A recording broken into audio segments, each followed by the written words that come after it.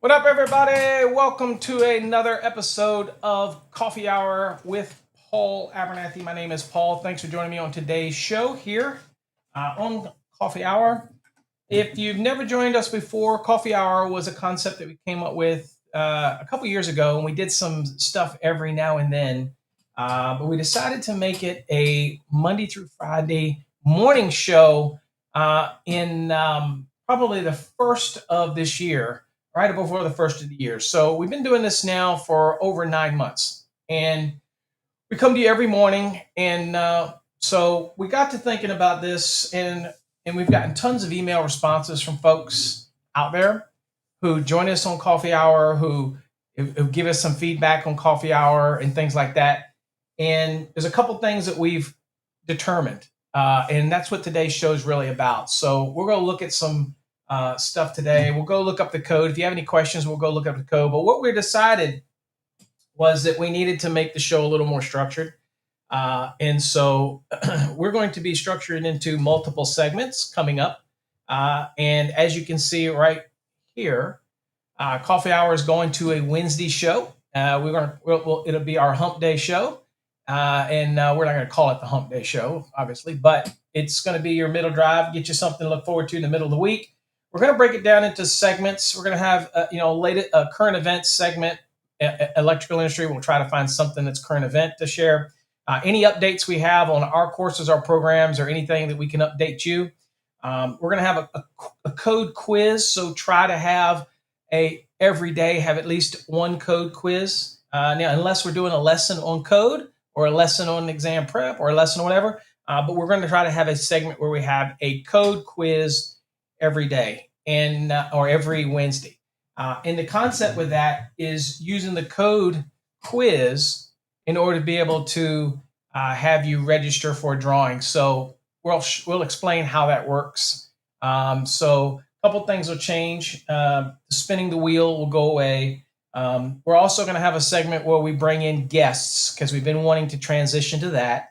So we'll have guests. So if you're out there, you want to be on the show, we can bring you on the show, let you be a guest, and we will get you all set up. So if you're out there listening, and you want to be a guest on the Coffee Hour, or whether it's to promote your whatever you're doing, we're going to have a segment for that. We're going to try to work it that way.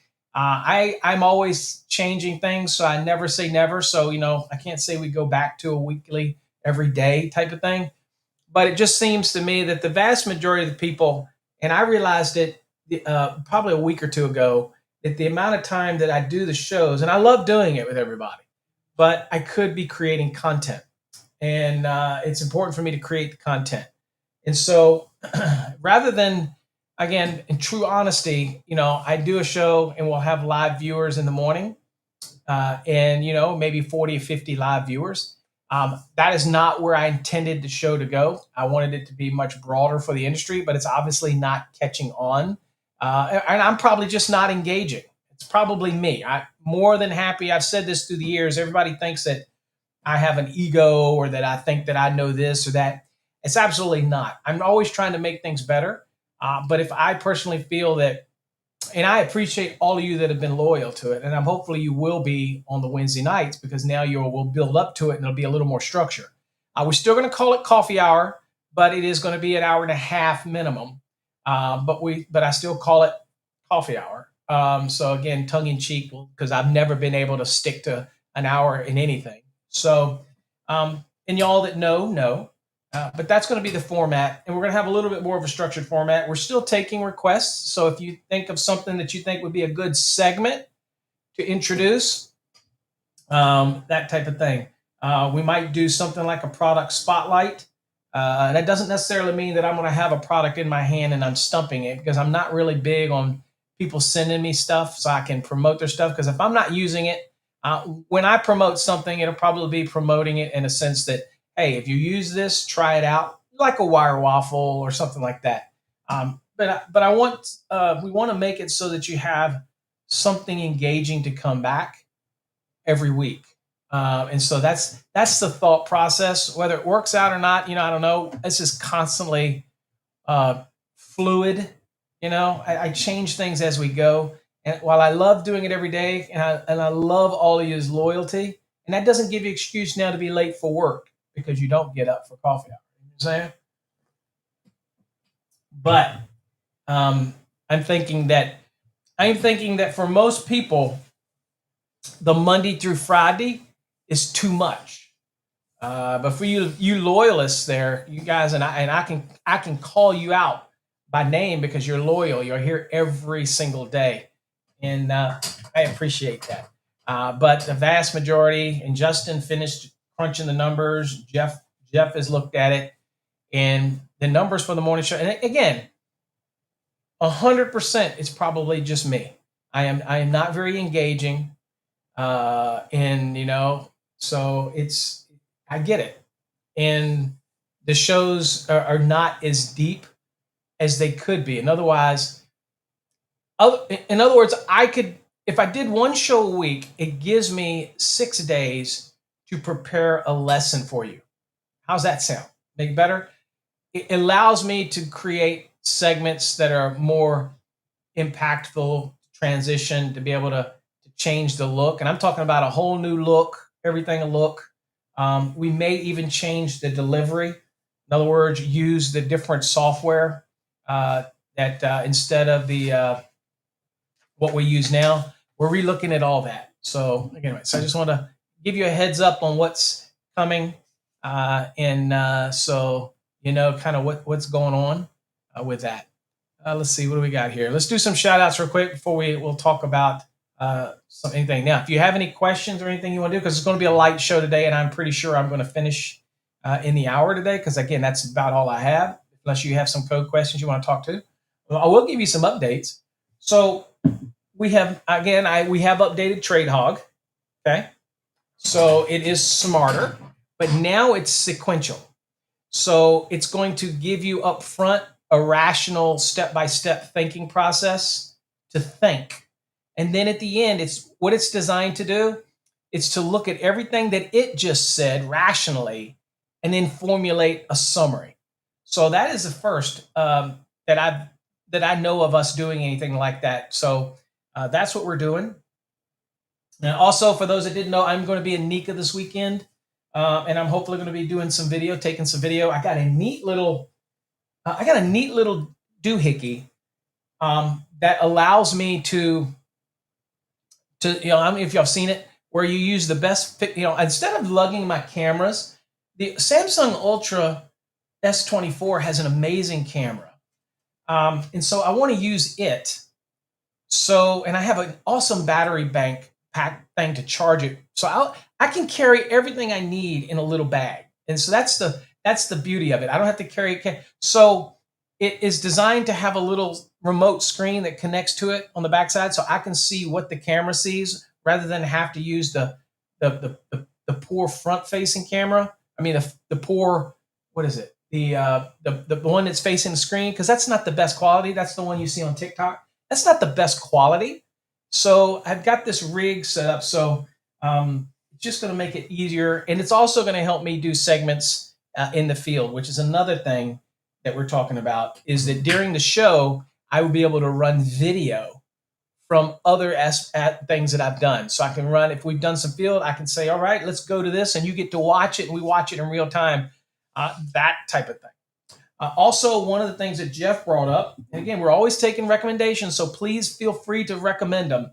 Jeff brought up a segment where I look for stuff on social media or look for stuff on YouTube or whatever and explain it where people get it wrong. Again, the debunking the myths scenario. And I've done this forever, but he thinks it would be a great segment. And I try to tell him, dude, it's an hour and a half. I'm already used to going 2 hours. So, how do we make sure we get everything in the time frame that's a good steward of your time? Okay. Whereas some of you love the long stuff and love the long-winded Paul. I get it. I appreciate it. But sadly, the numbers mean that people don't. So when he looked at so Justin and Jeff looked, and I looked at the analytics from our YouTube channels, Fast Tracks 2, everything. And you're guilty of this. When you watch the video, if it's a 10-minute video, y'all aren't watching 10 minutes. You're watching 3 minutes. You're watching 2 minutes. You're watching 4 minutes. So we have to realize that the segments have to be short in order to break it up. Also, he recommended that we start time stamping. Since we're doing it once a week, that gives us more time to edit videos, edit the content. So he recommended we do time stamping. Okay. So that was something that was recommended.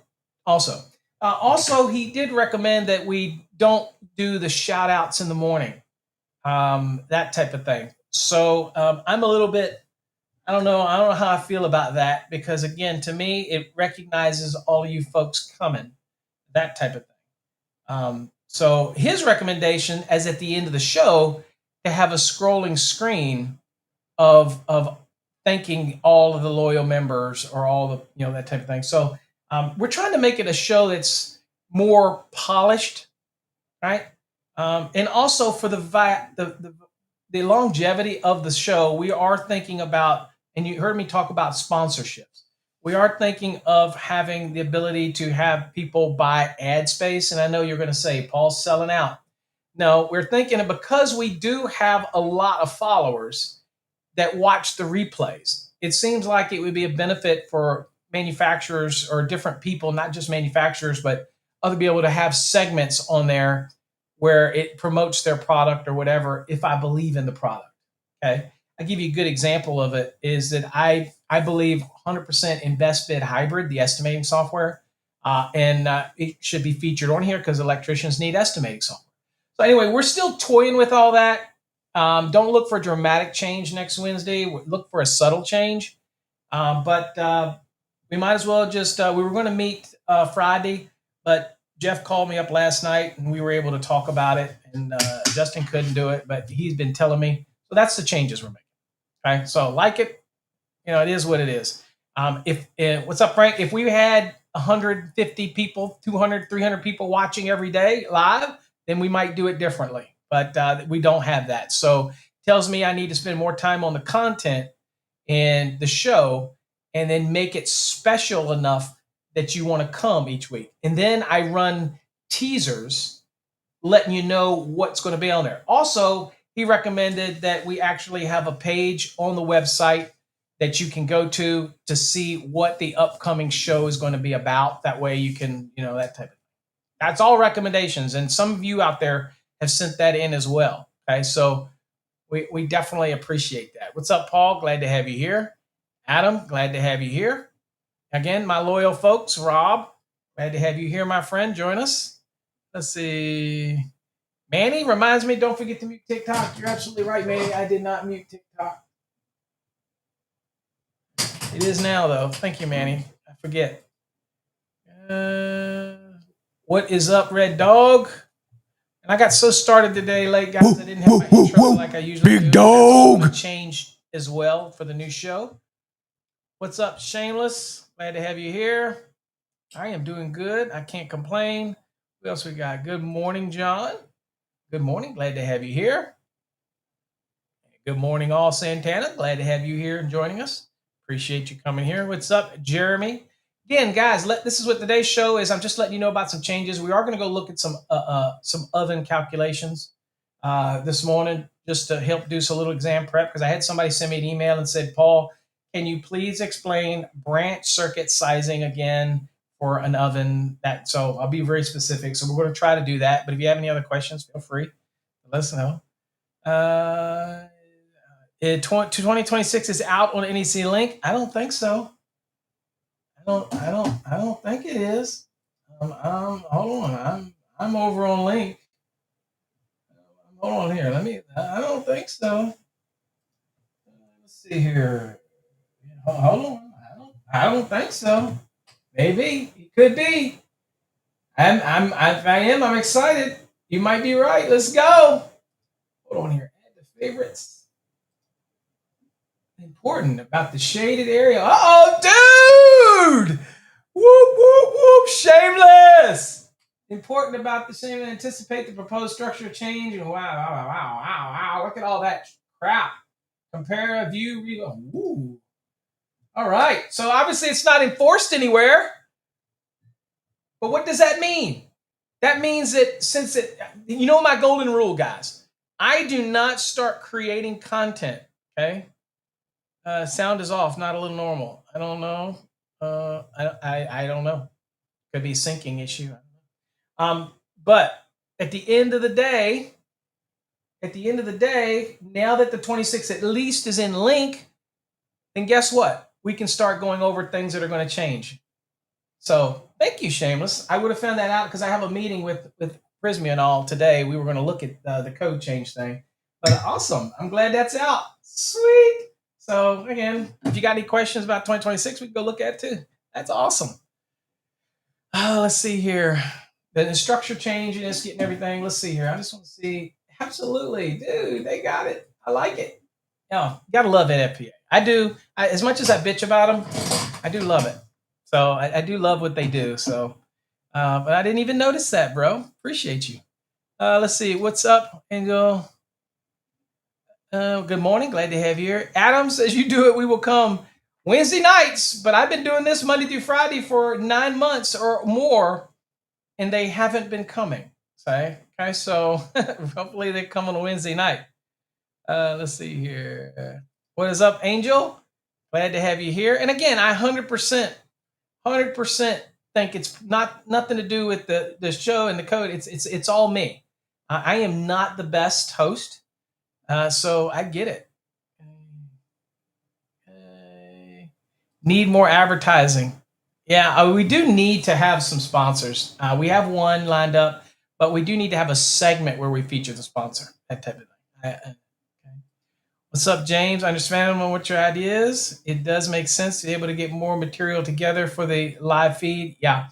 And have it more structured, like have it in segments, that type of thing. Like you would watch on TV, like a TV show or news thing, that type of thing. So it makes sense. And it also builds anticipation each week for the upcoming show rather than, us having to figure out what are we going to do every day.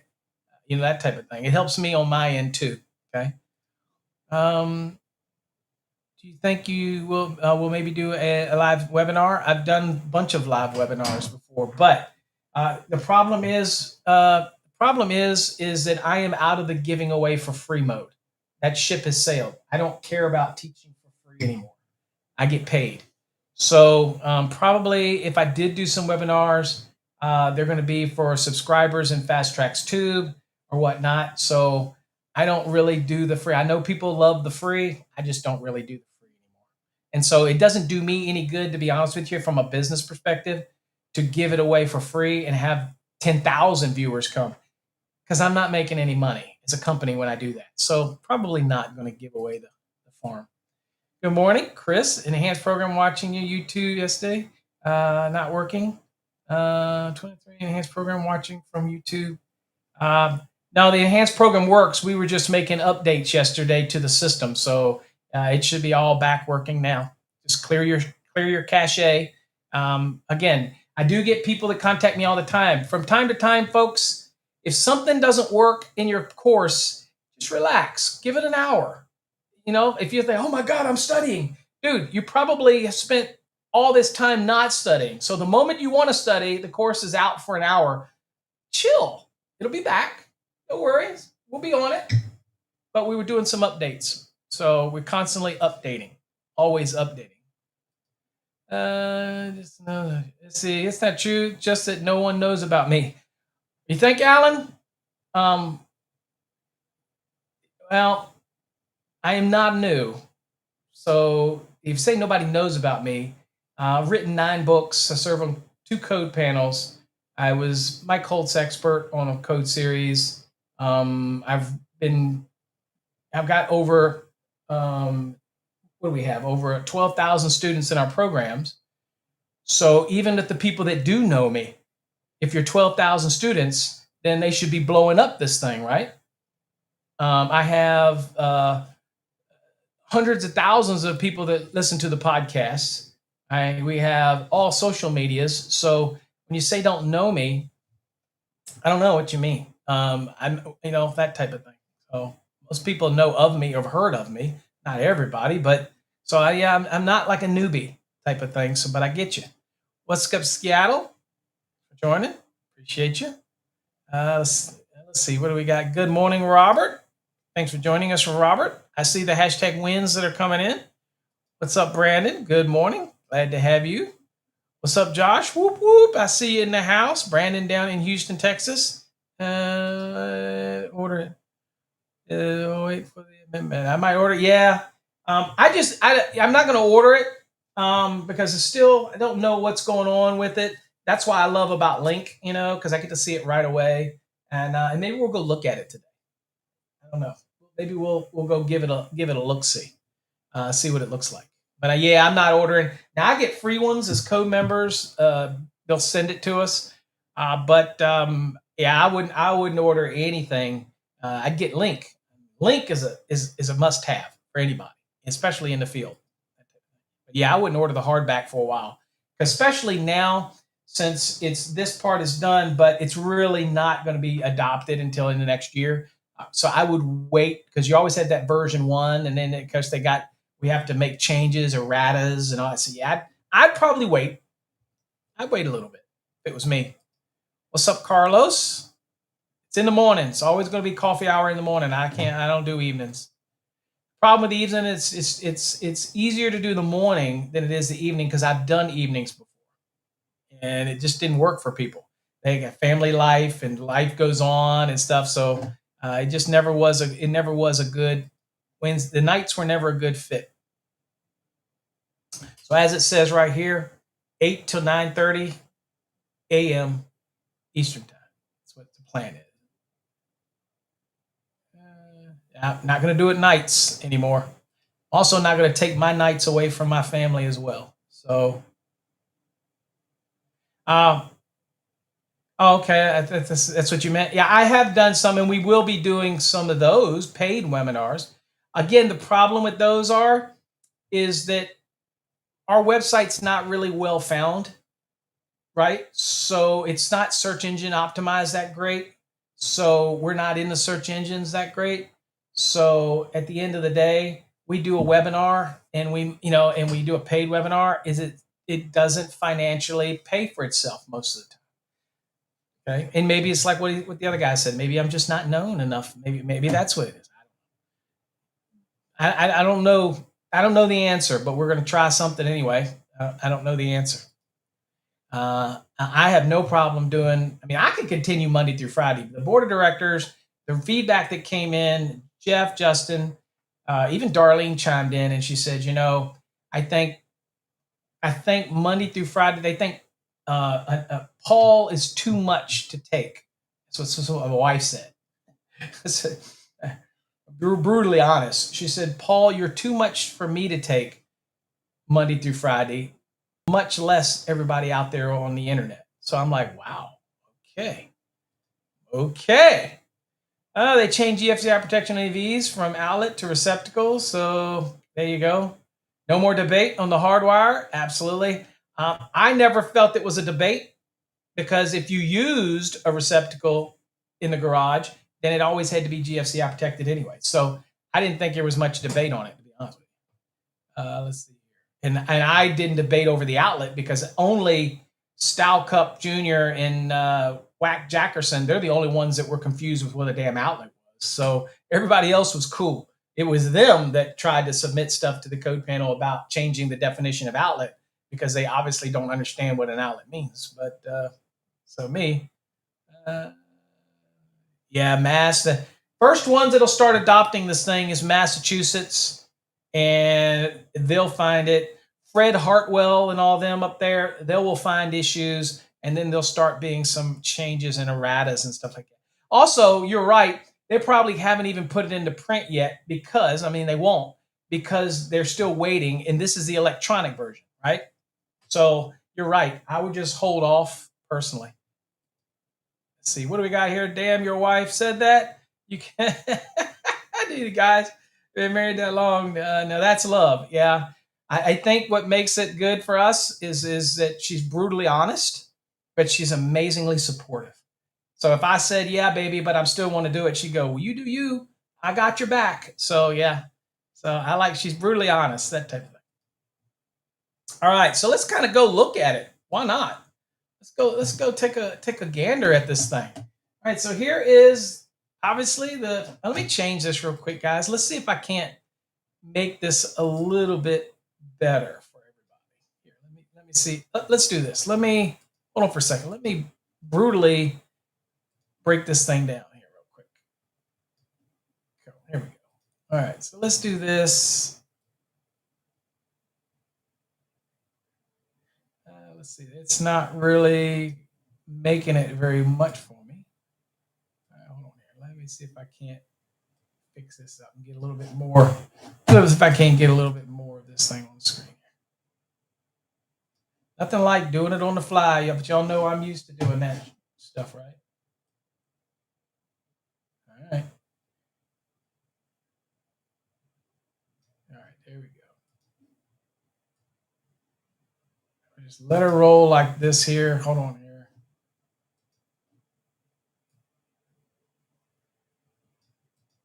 All right, that's too much. See, that's the beauty of having a show done weekly is I can have all this stuff set up ahead of time. Make it nice, life easier for everybody, and it'll flow much easier. So here you go. So it looks like absolutely we've got the 2026 showing up here. Committee personnel. All right. Let's see here. Okay, here are all the folks involved. Yeah, there we go. All right. Alternates. Christine. Good deal. So code banking panel 2. We can blame all these people for the code panel 2 issues. Let's see. Let's go down this list. Code panel 4. Okay, for all you out there who say Paul is unknown, well, there I am. Right there. Whoop, whoop, whoop, whoop. Here's my buddy Joe. Okay, there you go. So there you go. Code panel 5. We cover 200, 250, 270, 750, and the examples. Okay, there you go. That's what we cover. And then, let's see here. What about the other code panel I'm on? Let's see if they change anything, because I heard we're changing some stuff. So let me see. There's 17. So notice that 17 code panel, we're no longer going to be control of 682. I love it. I don't like bodies of water. That's going to be put with the code panel that handles things like that with the marinas and all that kind of stuff, right? Hey, there you go. Let's see here. Where's the new black? Going to LGBT code. John, I know, right? Dude, be careful because that could happen. Dude, can you imagine getting a code book with the damn red, white, and blue rainbow across the front? I would burn that bitch. I'm just saying, I wouldn't. I'd give up. I'd resign right away. Okay? Does that tell y'all how I am on that? Sorry, did I offend anybody? Dude, if you're out there doing electrical work and you're a Tinkerbell, you need to do something else. Okay, I'm gonna tell you how it is. I ain't interested in teaching no Tinkerbell. All right, so let's see here. Yep, I'm offending people, David. I don't care. Give a shit. I've always been canceled. It don't matter to me. All right, let's see here. All right, so here we are, code panel 5. There I am, right there. Code panel 5, right? Oh, there you go. There's my buddy, Vince Delacroix. Amazing dude, right there. Okay, there's all my buddies on that panel. And then there's a couple people on here that really do screw crap up for us and trying to do the right thing. Oh, look, Ryan Jackson's on there. There you go. Ryan, shout out. Ryan's on the code panel. Okay. There you go. Let's see here. Who else we got on here? Let's see. Wait a minute. I'm missing somebody. Wait a minute. Hold on for a second, guys. Bear with me.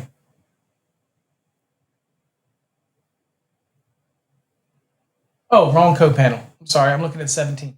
All right. Again, y'all know I'm not the biggest fan of 17. Anyway, so here's one change, guys. 220 moved to 120, as y'all know. And you can tell that. You see, you got these little M's here. And this is telling you the text has been moved from 220. So, again, notes in here to let you know how things are moving around. I love Link. Makes it easy. So here's the scope. You see the new structure, the new format. Look at here. Y'all ever wondered how you read this pictogram? The general requirement applies to all these. The branch circuit applications in part 2 apply to how you come up with the load calculation in part 3 or part 4. So you take the body of that information and use it. Okay. The neutral loads 120.61 applies to both. Okay. And then it shows you the path to get to farm dwellings, the dwelling only. Okay, if you're just doing a farm dwelling only.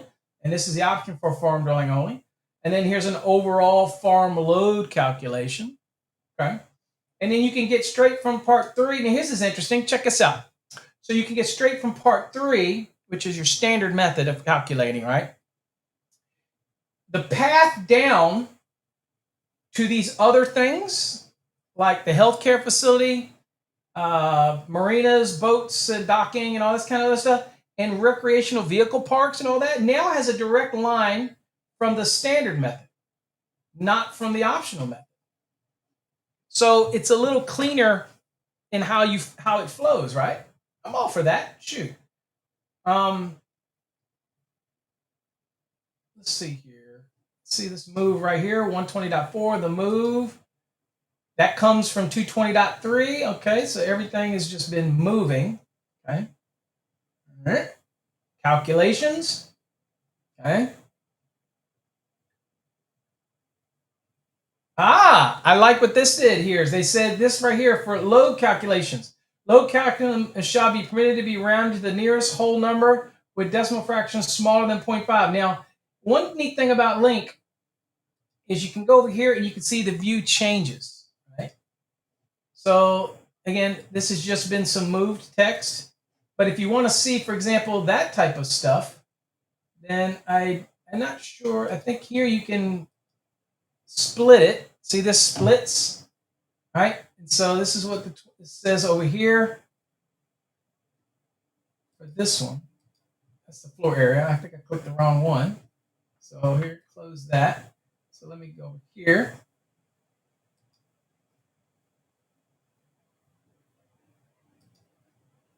There you go. There's your fractions right here. All right. And you got this here. And I don't know the benefit of the split screen yet, but anyway, so there's some issues, things that have been changed. Now look at here.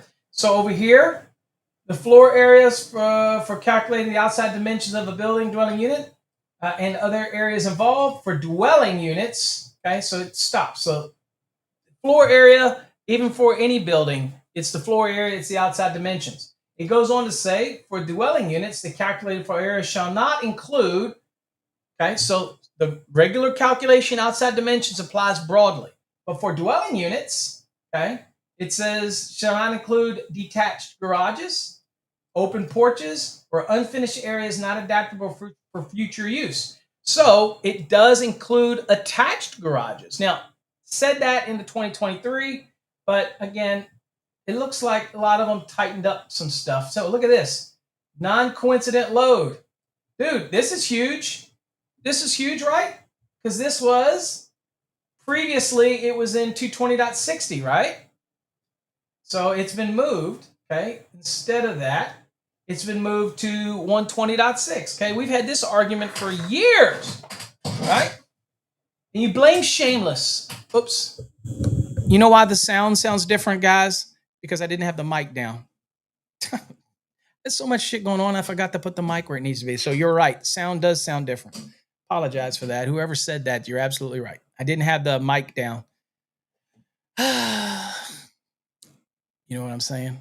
All right. No, this is 2026 we're looking at, JC. We just jumped into it because Shameless said that it was out. I hadn't checked lately to see, and it is out. So we're just kind of looking at it. So here it says for 2 or more non-coincident loads, it says it shall be permitted to use the single largest of these loads in the calculation of the total load. Determining the largest non-coincident. So this is the first one, the first line. Okay, so I agree with this. So you have 2 or more loads, and if they're going to be running at the same time, I need more coffee. Yeah, I got late to this one. I really did get late to this one. So I wasn't prepared. So trust me, I think y'all will like the show better. It's hard for me to convey it, but I think you'll like it. Even though I know y'all love seeing me Monday through Friday. I think what we'll do is we will run another show or a lesson or recorded show during the week. I don't know if we'll do it at 8 a.m., but we will set up something. Don't worry, we're going to feed your need for some education.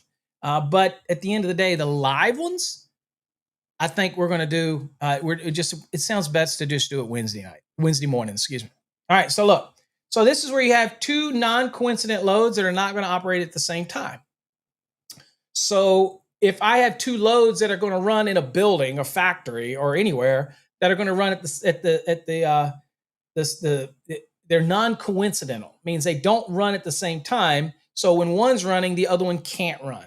When this one's running, this one can't run. So somehow they're interlocked, whether it's thermostatically controlled or however they may be, they can't run. Now, the use that we use for teaching code, we use HVAC. We'll use the AC and heat. Okay, that's just the most common one because, again, they're thermostatically locked out.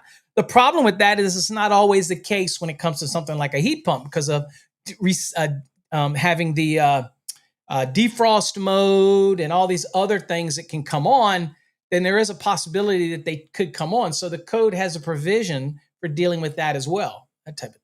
Okay, so yeah, so in 2026, JC, absolutely, all of the calculations are going to move from 220 to 120. Absolutely. All right, so now it says, now determining the largest non-coincident load shall include treatment of any motor operated and combination loads as specified in 120.11a. Okay, so what that means is if we click on this just to see what it's talking about, we'll see that this has been moved and this was from somewhere else. And it says that motor operated and combination loads. It says where circuit supplies only motor operated loads, the conductor sizing requirements specified in 430.22 shall apply. So that's where we get the 125%. So if you have motor loads, that same thing that we do for the sizing of the circuit to it is the same concept, right? It's 125% if it's doing that, because that's what it's going to tell us for motors, that it has to be 125% continuous load, right? So it's saying doing that. So that's where it's getting all of this information down here. Now it says, where's it going to here? It says, now for circuits supplying loads consisting of motor operated utilization equipment that is fastened in place and has a motor larger than 1/8 horsepower in combination with other loads. And then it says the total calculated load shall be not less than, so it can't be less than 125% of the largest motor plus the sum of the other loads. So that is all. What's neat about this is it's clarifying to me now where we get that additional 25% that you've all heard us talk about. Now, I believe it was always there, right? And it still referenced you to the requirements in the 220.50. But I think now the way it flows for me, it's making it really clear how I'm going to apply the code. If it's um, a single motor, then it's 125%. If it's multiple motors, then you take the largest one and all the other if they are larger than 1/8 horsepower, then I take those, right, at their full at their full rating. So the largest at 125, and then all the others at whatever their rating is, right? So it makes more sense now to me how that flows, just on a personal sense. Now, it also went on to say the non-coincident load shall be considered to be one of the following. Okay, so it says for feeders or services, it says 2 or more loads that are unlikely to be used simultaneously. Makes sense, right? Whether you're doing a feeder and you're supplying motors, or you're doing a service that overall is going to see multiple motors. Okay, for services and feeders, in that calculation, when you're calculating and applying the non-coincident load, whether you ignore one over the other and take the largest, that's going to apply to feeders and services. Okay, for that. Next, it says for branch circuits I wish there was a space in here. Shouldn't there be a space between branch circuits? Maybe not. All right, so branch circuits, feeders, and or services, it says 2 or more loads that are prevented from being in use simultaneously by listed equipment. Okay, so you have for branch circuit, if I have 2 pieces of listed equipment that's being supplied, and I'm going to apply this non-coincident load application, then it can apply to branch circuits as well. It's not just for the overall service or feeder calc. It's in general, even for branch circuits. If I have a branch circuit that's applying 2 loads and they're non-coincident loads, then I can size my circuits based on what? The larger the 2. And you might think, why is that the rationale? Why would we do that? Well, it makes sense if you think about it. If the loads are designed, and we can't fix stupid, so somebody can always circumvent common sense. But if we have 2 loads and they're not designed to run at the same time, there's some type of interlock system. There's something that this load can't be on when this load's being on, then you just take the larger load. And because that's larger and you're sizing the conductors to the larger one, who gives a damn if the one that's lesser is running and the larger one's not running? Because the conductors are oversized. They're sized for the bigger, larger load. That's the way it's always been, but I will say that this is easier for us to teach. And so while there could be some work done to it, this is an example why the code panels change the wordage, or people say you keep adding stuff into the code. Everybody says that shit. Reality is, the good news about things like this is it allows this to try to clarify things. And you've heard me tell you that the goal for the 2026 and for the 2029, this is setting everything up for the 2029, which is going to be a big change. The goal here is to try to make things a little easier. It's not going to be common sense in approach that you might be just a Joe Schmo who wants to pick up a code book, right? And think, okay, I'm going to just apply the code. No, it still takes some knowledge. But if we can make it a bit easier to flow, right, then we know. So, for example, this is an easier approach. And so it's still the same concept, whether you had it say is feeder to service or branch circuit feeder. It doesn't matter. It's still the same approach, okay, and how you would do it, okay? The only big difference for me is the branch circuit one means that a branch circuit, in order to utilize the non-coincident load allowance here in 120.6, means that the branch circuit's going to have to supply listed equipment, that type of thing. Why? Because the listed equipment is going to have a nameplate, or it's going to have a value so that we can base whether or not it's the larger load or not. Without that, you wouldn't know, right? So this all makes sense to me, all right? I'm just saying. I don't see anything wrong with that. I think it's it's a good change. Let's see here. Where else? I'm just looking. Oh, let me take y'all over there. No sense in me looking and y'all not look too. I'm just looking at some changes. Okay, branch circuits. Okay, nice flow here, same as before. In link, these are all clickable, by the way. Okay.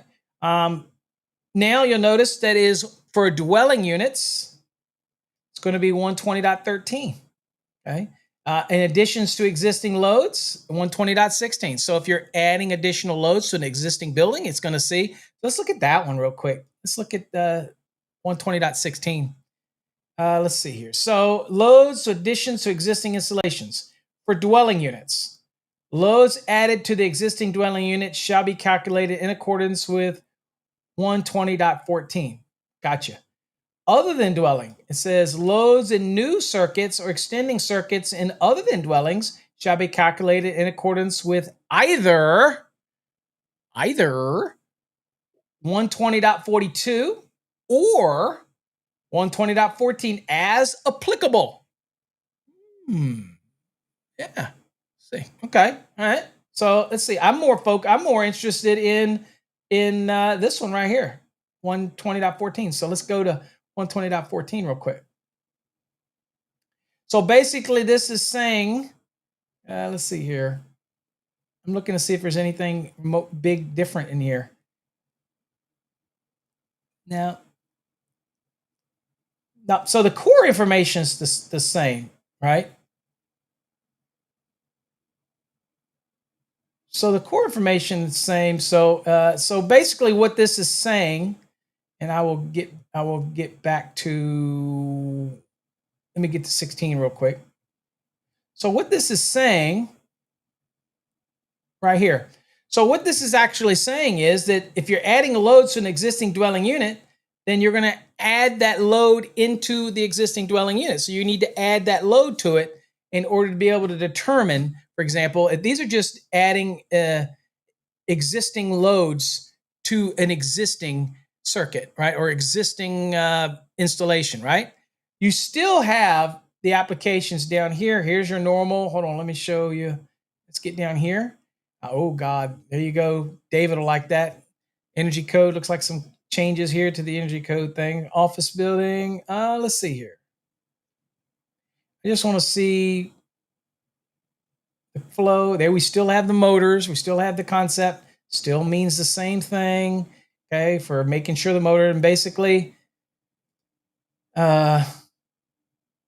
here's, this isn't new material, but again, people wonder where that 125 comes with. And so that 125, that additional 25% comes from when we're doing a load calculation. It comes from this. It says the conductor sizing requirement specified in 430.24 and 430.25, and the feeder demand factor calculation method specified in 430.28 shall be used to determine the motor loads. That's what it means, right?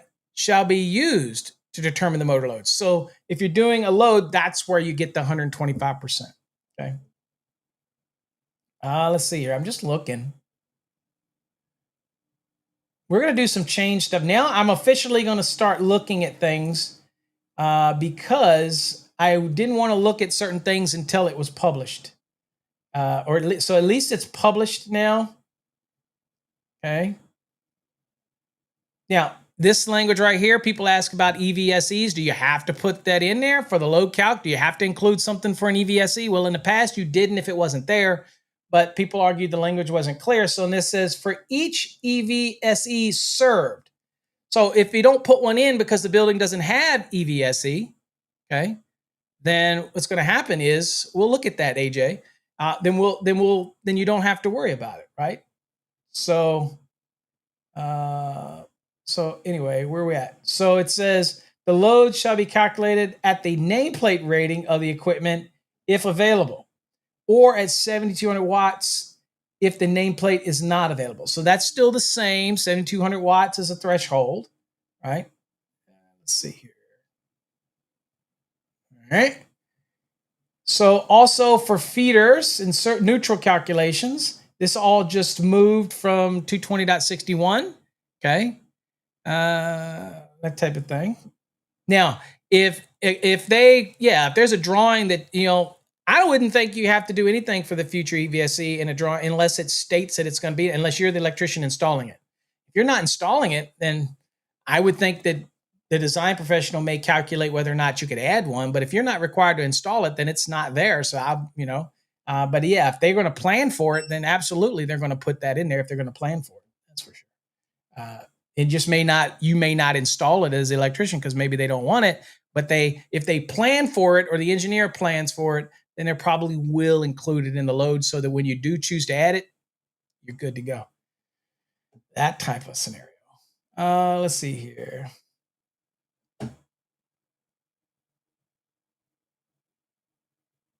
Okay, I'll probably have to go and do some training on these things for people. Here's the optional methods. So here's a dwelling unit that's just moved around. Here's the big changes, guys, for the VA per square foot thing. See right here, it's dropped down to 2. This is the optional method, but it's also the same for the standard method too. I believe it's dropped down to 2 for that. Still got the minimum of the 2 small appliance branch circuits and nameplate. Yeah, all that's still the same. Nothing changed there. Let's see, AC versus heat. This is the optional method, by the way. If you look at it, it's still nameplate AC. It says the largest. So that's easy. That's the easiest thing about the optional. It's just the largest. What's the largest? Okay. Let's see. Okay. All right. EVSE loads. The total load for the EVSE shall be calculated at 100% in accordance with 120.57. So this is significant because the branch circuit was 125% for EVSE, but it says the load for the EVSE shall be calculated at 100% in accordance with 120.57. Okay. So at 100%. So you're not doing it. So this reassures that you're not doing it at the service. You're doing it at the for the branch circuit to the EVSE, but not in the overall load calculation. It's just at 100%. And we can pop that up right here. And that's where this value came from. So that's telling you just use that at 100%. And that's where people get confused when they see continuous loads, or they'll see it in 625 as treated. They'll get confused and think, well, why aren't I adding that to the service as 125%? No, that was a branch circuit calculation requirement for sizing conductors for the branch circuit. On the service, due to diversity, you just use it at 100%. Yeah, JC, that's probably the reason the square foot is a 2VA, probably because of the energy codes and some of the stuff that is already mandated by the Internet Energy Conservation Code, and more jurisdictions are adopting it now. And I'm sure ASHRAE did some load studies, and they probably determined that the loading is much less, and we were oversizing everything. Okay, probably what really took place. I will show you something that is different, though. Just hold on a sec. So here's the existing dwellings. So this right here is where a streamlined this one. Okay. So this is for existing dwellings. And you see it used to be more convoluted, right? So it says this section shall be permitted to be used to determine, and it says permitted to be used, because I'm a big believer that you don't have to use this, right? What you could do is, and like I used to always do, as I always redid a load calculation and then added in the new loads that were going to be, and then I did a whole new load calc, and then I saw how it compared to the service. That was me, okay? Because you still got to gather all the information. But in this way, it's making it a little clearer here. Let's see. It says this section shall be permitted, not required. So you can do it like I do it the old school way, okay, to determine if the existing service feeder is of sufficient capacity to serve additional loads if the dwelling unit is served by a 120 240 volt load or a 208 120Y 3-wire service or feeder. Okay. It says the percentages listed in table 120.83 shall be used for existing and additional new loads. The larger connected load of air conditioning or space heating, but not both, shall be used. Okay. All right. So now here's what's interesting about this one. when you're doing this, it says the larger of the two. So even when you're adding it, and you got to get all this information together, and you want to know whether or not you got to put extra. If you're going to add, if the service is adequate, or the feeders, if it's adequate, and you're going to add things in. What's clear about this to me now is that it's stating point blank that yes, you still have to figure in the AC or the heating or the air conditioning. Whereas many people in the past thought the way the structure was that you could ignore it when you're doing adding new circuits. And I think this makes it clear you don't. There's still loads. And gosh, I don't know how many times I've had to explain to people that a load is the load. You can't get rid of the load. So even if the calc doesn't seem to include it, I tell people all the time, well, dude, you still have to account for the load. So you can't just say, ooh, it doesn't mention it, so I don't get to add it in. It's not how it works. Hold on, I'll lose my TikTok. Also, I need to mention before it's too late, you need to get in on this. Anybody that's bought the thermal imaging course, you will notice that you had a refund because I did not like Justin's original pricing. We're going to be adjusting the price, not for these because I can't help that, but you can get them now. We only have a few in stock if you want to add this to your business profile. These are amazing, and I'll show you how to use it. And that's what our course is going to be. But we did lower the course price, and it's not set to release probably until midday today. But we did drop the price down on the thermal imaging course, which I think we shouldn't have done because it's worth the price. But we are going to drop it, okay? Because we want more people to add thermal imaging into their daily routine, that type of thing. All right. So anyway, where was I? Let me get back to where I was at. Okay. So anyway, a lot of these changes make sense, and I like them. So here we go. Okay, now so it says load calculation shall include all of the following. Okay, so now this is what it's telling you to do if it's an existing building. So you're an electrician, you go in and you want to determine what the existing is. And we have other options. You can do loading. Like for example, my house, I have a energy monitoring system that y'all heard me talk about with SIA. So I can see every bit of energy and log my energy. So I already know if I had one on that house, I already can know what it is, that type of thing. But that means that you got to spend a lot of time, or you can get some data from the power company and see what their usage is. But the real thing that most people are going to do is they're going to say, okay, I'm already here. I can do a reevaluation because somebody maybe didn't do the calculation up front. All right. So here's what we got. So it says you do the general lighting and general use receptacles. That's a general receptacles. That's living room. That's bedroom. That's general use. Okay. At 2 VA per square foot. Okay. Outside dimensions. You already saw, we went and looked at that at 120.5. We already looked at that. Next, it says for the small appliance brand circuits, we follow 210.11 C1 and C2. That's going to tell you they're 1500 VA for each. Got it. Okay. And you have to minimum of 2. And then you have to have one laundry, at least one. But if you have more than one, then you're going to count for each one. Okay. By the way, this is an interesting topic. When it comes to the laundry, if they have more than one receptacle on that laundry circuit, that doesn't mean two laundry circuits. It's just additional receptacles. Okay. We're talking 2 full-fledged laundry. That would be 1500 VA each, but not just because you add additional receptacles, that type of thing. And it has to be for a laundry circuit. Okay. If it's something else that's not for the laundry circuit, then it's going to be covered in things like the general use. Okay. Just a general use. So again, it's all going to be how you place it and how you proximity it. But that's just kind of interesting things. All right. So anyway, got to do that. And then it says the nameplate ratings of all of the following equipment that are not connected to branch circuits addressed in 120.83.1 or 120.83.2. Okay, so what that means is 1 right here, 1, that means you already have taken into account the 2 VA per square foot. That's already done. And also the 2 small appliances in the laundry. So it's just reminding you that if anything that's connected to those circuits, whether it's cord and plug, obviously, if it's connected to those circuits, which it would be cord and plug, you couldn't have any hardwired with those, then those are not added in. So you take everything else, okay?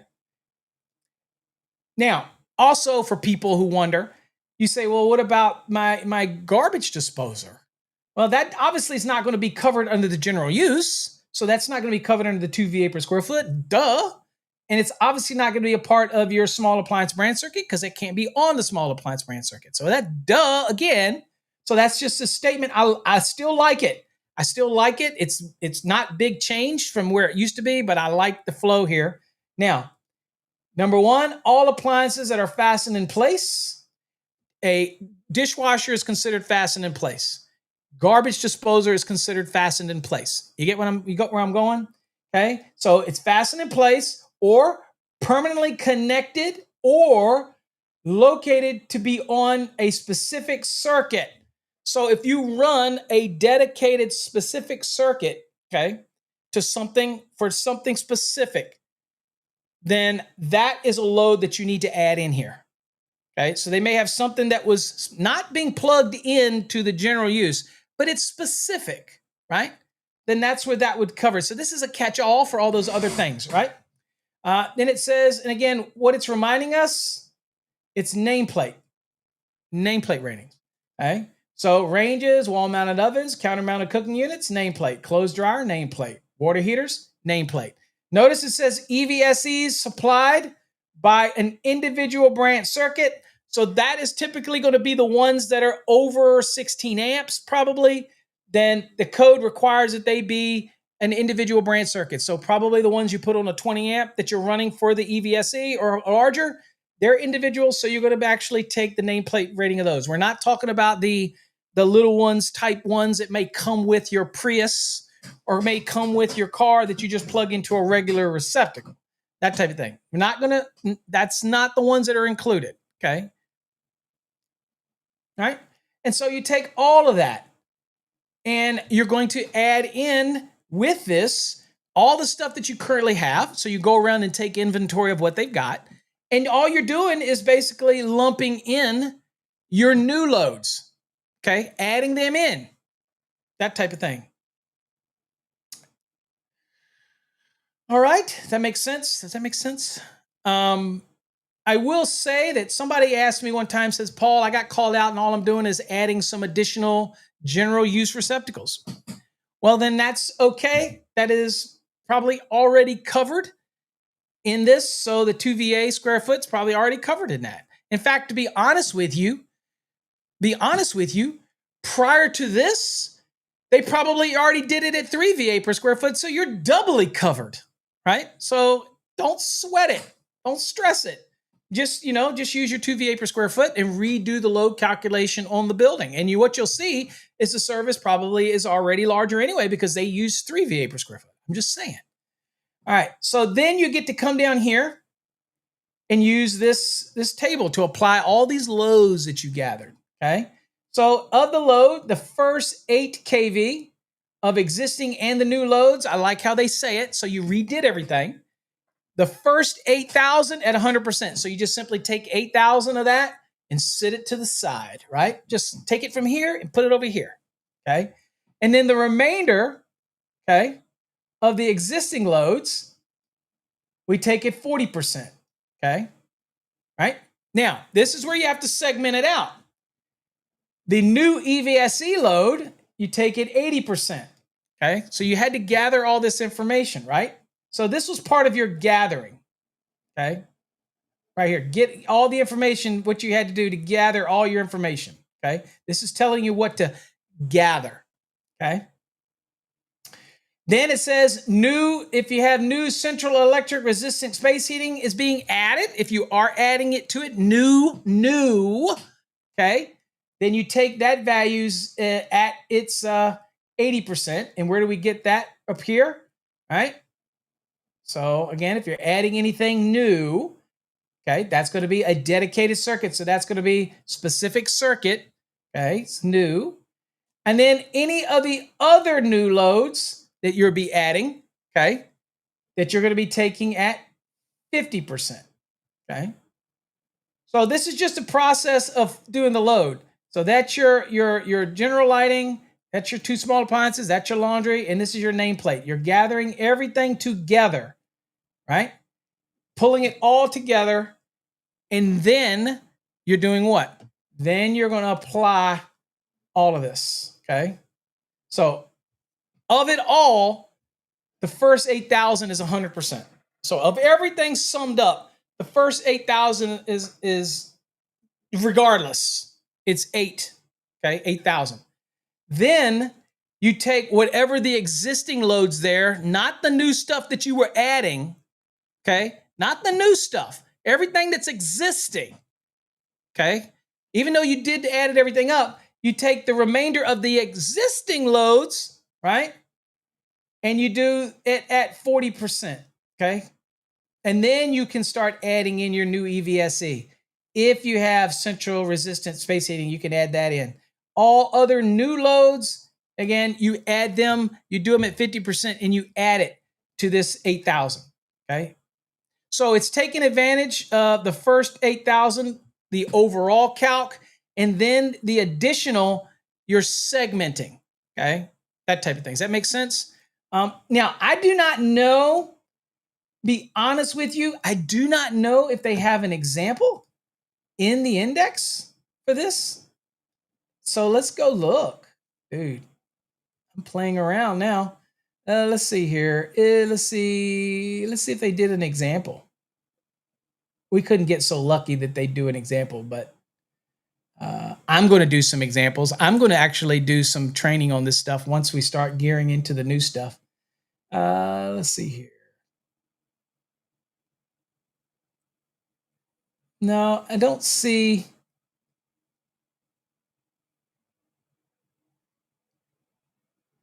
I don't see that. They might have changed. I don't see one for the existing. So maybe they didn't do an example. So probably better for me to do an example in a video, but I'm not going to do it yet because this is 2026 and people are like, dude, Paul, I ain't even on 2026. But again, I like the concept of the flow a little bit better than it was before. Okay. And so, but I still think it's going to have to take people understanding this one because that can look confusing. You're like, okay, wait a minute. The first one says take new and existing. That's right.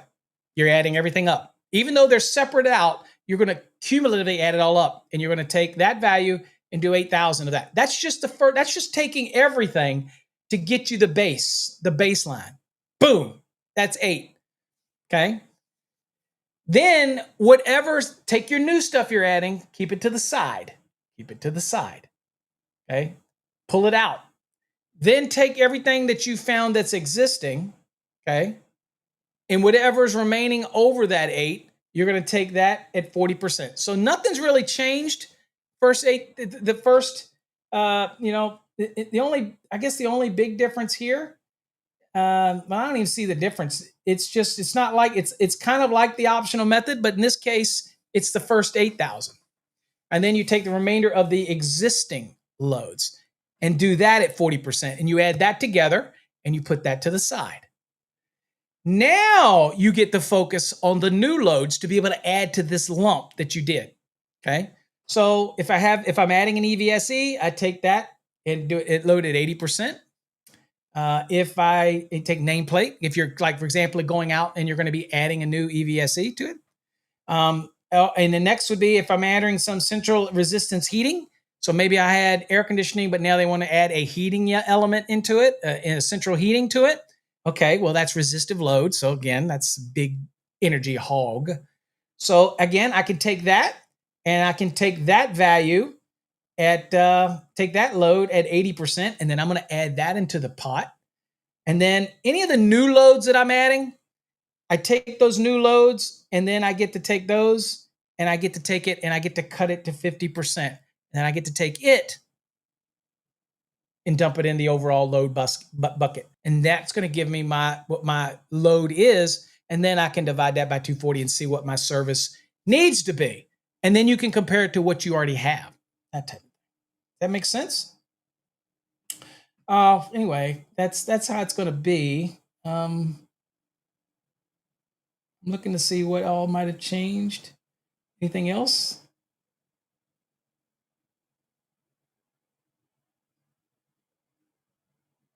Schools just moved. All right, so determining existing loads. So again, you do have this still in here. All right, 120.87 now. So it's still in here. Okay. So the calculation of a feeder or service load for existing installations shall be permitted to use the actual demand to determine the existing load under all of the following conditions. You have to have the demand data for 1 year. You can get that from a power company, right? There's an exception where you can do it quicker than that. Here is it. You take the maximum demand at whatever the power company gives you, the maximum. Look for the highest. Okay, so then you take that at 125%, plus the new loads. Okay, so that's 120% plus the new loads minus any removed load determined in accordance with 120. So does not exceed the rating. So if you're changing or removing loads, you got to adjust it accordingly. But again, it's a common sense thing. Take the demand, do it at 125%, and then take any of the new loads that you're adding, that type of thing. Let's see. What else here? New restaurants. That's just changed. Nothing's changed with the restaurant calculation. Let's see here. Farm loads. I'm just trying to see. There's your healthcare facility. This is for receptacle aspect of it. Okay. Oh, there was one thing I wanted to check real quick. Is let's see what they said about. Let's see here. We'll see what they said about surge protection devices. And that's load calculation. Okay. So let's go. Let's see. Hold on. Bear with me here. Let me get down. I really want to double check something since I got y'all here anyway. 2:30. See, I promise you the Wednesday nights, I keep saying night. Wednesday mornings now are going to be way more structured than this. So. All right. So let's see here. I'm going to go look at surge protection real quick. I want to see what they might have done, if they've done anything for surge protection.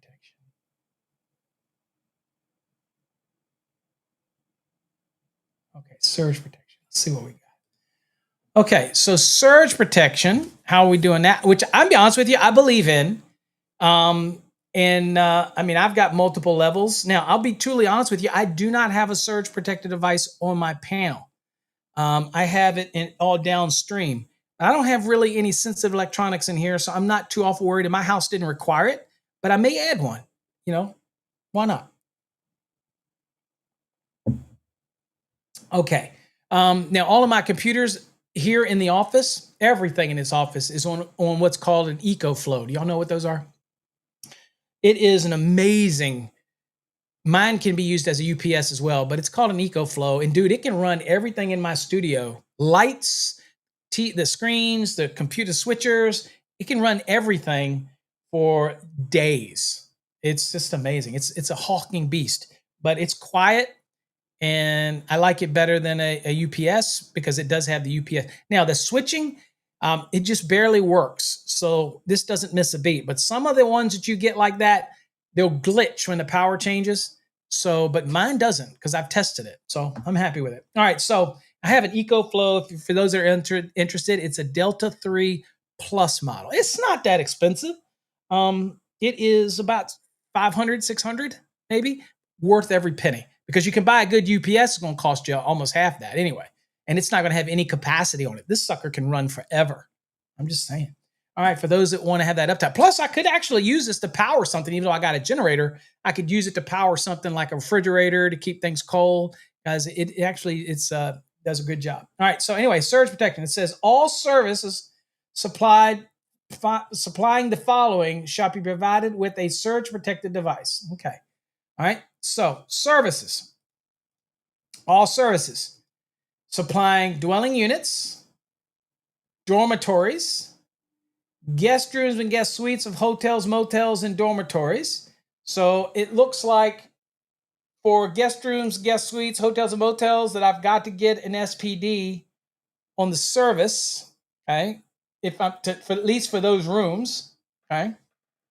All right. Makes sense. Areas of nursing homes and limited care facilities used exclusively for patient sleeping. So this means that I'm going to have the problem with this. It says all services supplying the following shall be provided with.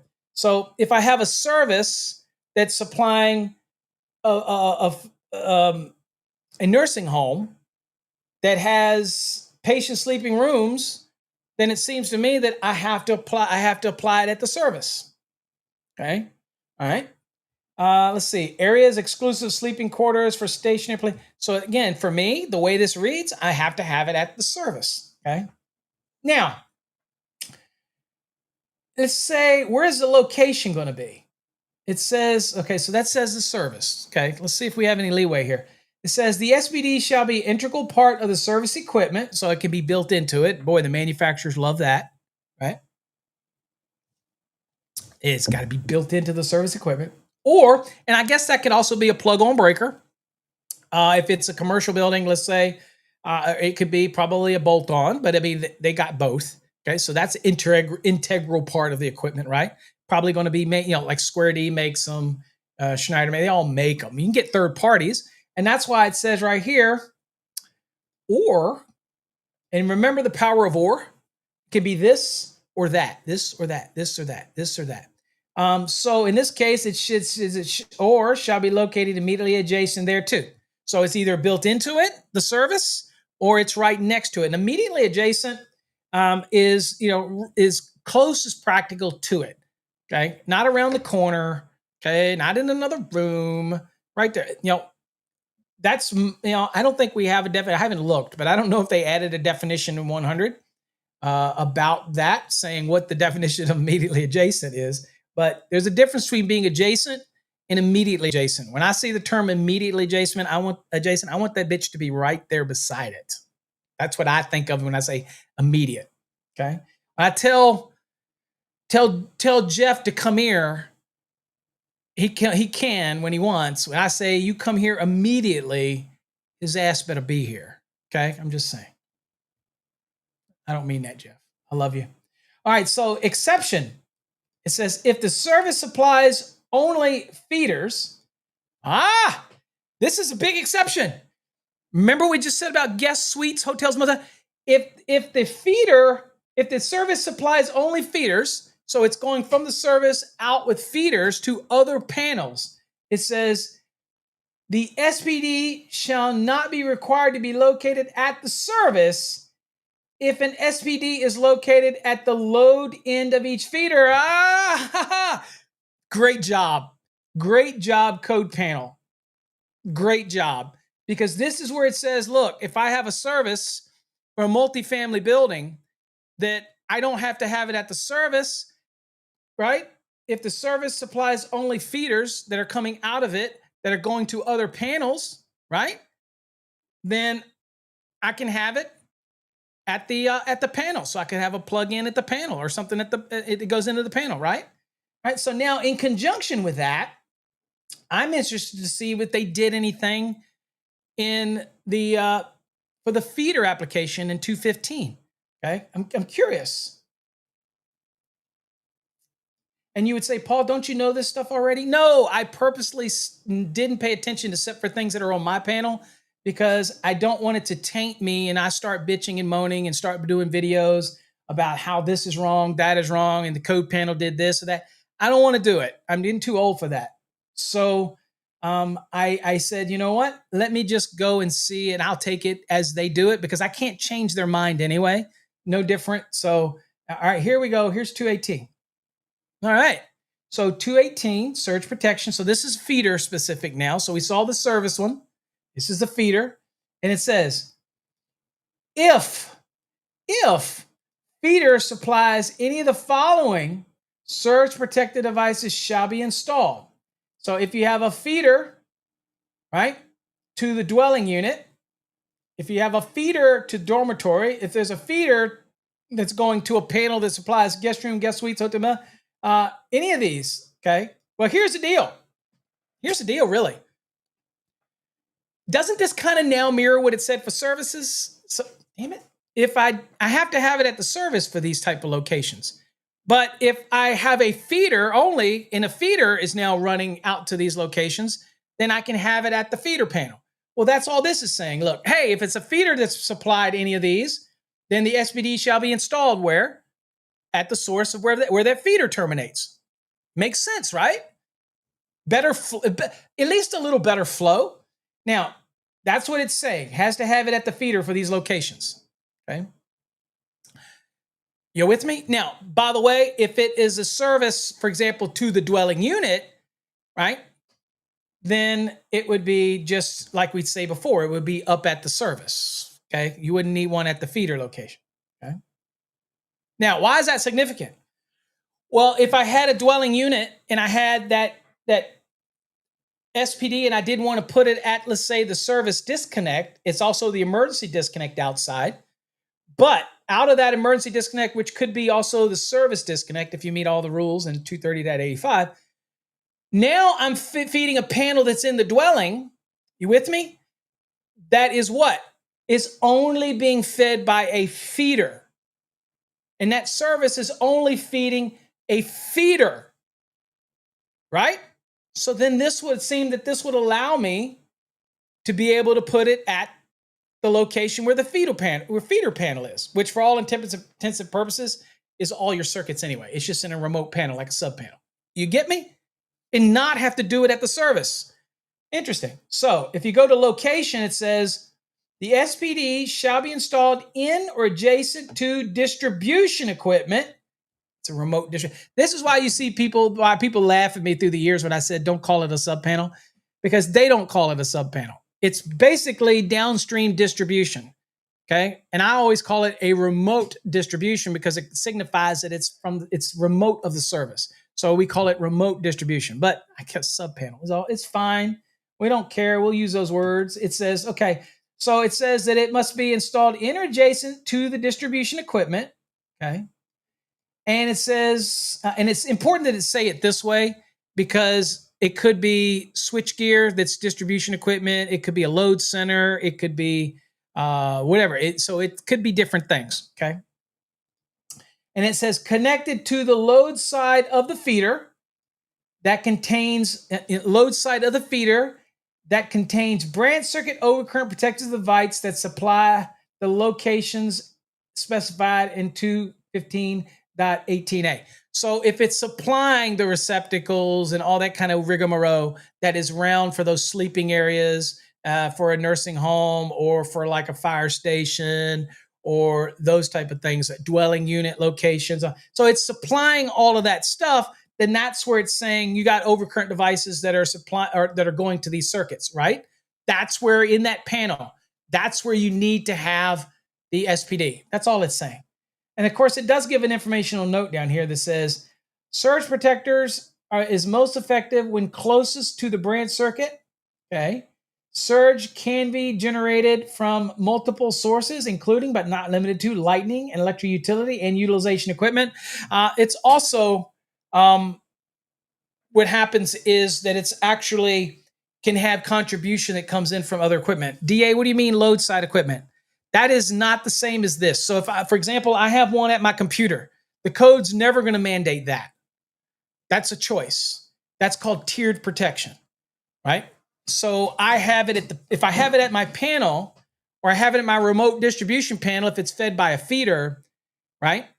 In it or adjacent to it, anything else that I want to put at downstream from it is personal choice. Personal choice, extra protection. And I used to explain surge protection in a kind of a cascading waterfall concept, whereas you have it at your service or your sub, and then what happens is that basically stops the majority of it through its shunting system. And then what does possibly leak over will get hit by any kind of local protection. But I'll be honest with you, they're making these surge protective devices today that are so high up in the joules, that are so high up in it, that probably all you need is one at the service. You probably wouldn't need one, but I'm anal. So yes, I don't have one at my service, but if I did, I would still have the one that's here at my sensitive equipment because I've got $10,000 computer. I've got thousands of dollars in switching equipment and all this kind of stuff. So I'm going to say, you know what? For an extra $600 and the battery backup part of it and the UPS part of it, it's worth it for me. But no, you really don't need it anywhere else. But they'll sell you different classes of SPD. So you can go downstream, right? Class 1, Class 2, Class 3, Class 4, which is more internal to componentry. You've got those cascades, but today, most of these surge-protected devices, Type 1 and Type 2s, they're so high up there that they're probably going to be sufficient to cover everything downstream. Electricians, if you are going on a service call and you're saying, I don't want to push things down people's throat, there are certain things that I recommend you still do push, whether you like it or not. I believe, even though we can argue over it, I do believe AFCIs are safety, and they're solid enough that I would recommend them. Surge protection, even though I do not have one, I just moved in this house, and so it wasn't required. But and then, to be honest with you, in my scenario, the more I think about it, I like the tiered level of protection, that type of thing. Okay, so I would recommend it to people as far as getting it. It's exactly why I recommend thermal imaging if you can add it to a service. All different types of things. Anyway, so yeah, hopefully I explained that to you, DA. Let's see, what else do we want to look at with that? Because I'm running over as normal. Let's see here. Replacement rules still here. All right, so where the distribution equipment supplied by a feeder is replaced, okay, then it says all of the requirements of this section shall apply. So some people say, I'm not messing with the service, that's existing, but I'm messing with the feeder panel, okay, a remote distribution panel. I'm replacing it, all right? So there's no threshold on this. It's just, if I am doing that, and it's the way it was before, it's a replacement rule. I just replace it, that type of thing. Now, when it came to the other one, 230, let's see if, I didn't look to see if that was any different in the replacement rule, which is the National Electrical Code. A couple cycles ago, it started getting into this thing where it's like, if you change this, you got to upgrade this. And most of us don't like that to mandate us to do things. But let's see here. So let's talk about replacement right here. All right, same thing. Where service equipment is replaced, all of the requirements of this section shall apply. And I don't see any exception to this rule. Only thing is, I can see here that it says where the service equipment is replaced. You with me? So one question I get from people from time to time is they say, Paul, I have to go out for a storm and these service entrance conductors come down, or the weather head's knocked loose, or I have to replace a meter or something like that. Is an inspector going to force me when I put that back to now put a surge protected device in there? No, because none of those things are service equipment. The meter's not service equipment. Okay. Emergency disconnect that is added may not even be service equipment. It may be rated as such, but it doesn't make it service equipment unless you actually make it service equipment. So again, this is only going to apply when you replace service, and it is agnostic to the current ratings or the amp ratings. So if you replace a 100 amp with a 200 amp, or you're doing a service upgrade, then the rule is going to kick in because you're replacing the service equipment. Okay, that's the kind of concept. Okay. All right. And the reason we know that, again, for those that say, Paul, are you sure about that? Are you sure about that? Well, here it says again, meter sockets shall be comply with both of the following. One, they shall not be considered service equipment. Never will they be considered service equipment. And number two, they shall be rated for the voltage and current rating of the service. So again, you're not going to be using a 200 amp rated meter socket for a 400 amp service. Okay, it's got to be rated for the voltage, and it's going to have to be rated for the current. Okay, now it says there's an exception. It says meter sockets for a fire pump circuits shall have a rating not less than that for the fire pump circuit. Okay, so a meter socket for the fire pump circuit shall have a rating, and basically you could have a separate one coming in just for a fire pump, have a separate meter, separate source coming in under Article 700, and it's also going to reference you to 695. When you have that, then what's going to happen is that it's like, okay, that's fine, as long as a meter socket is rated not less than whatever that circuit is that's being designed for that fire pump, then you're okay. Because we know fire pumps are designed to do what? We want it to burn up anyway. Okay, so whatever you design for that fire pump circuitry, you're going to make sure that that meter at least has that rating. This is not going to be an issue. Okay, trust me, that's not going to be an issue. Yes, DA, thanks for your thoughts. Also looking forward to the thermal imaging course. I have my H125. Excellent. You got your H25? Cool. Okay. Little jewels. There's little jewels all over the place. Yep. There you go. Let's see here.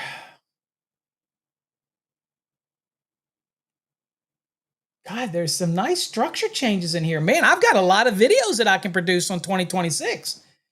They really did a decent job. I mean, I'm sure I'll find something I don't like.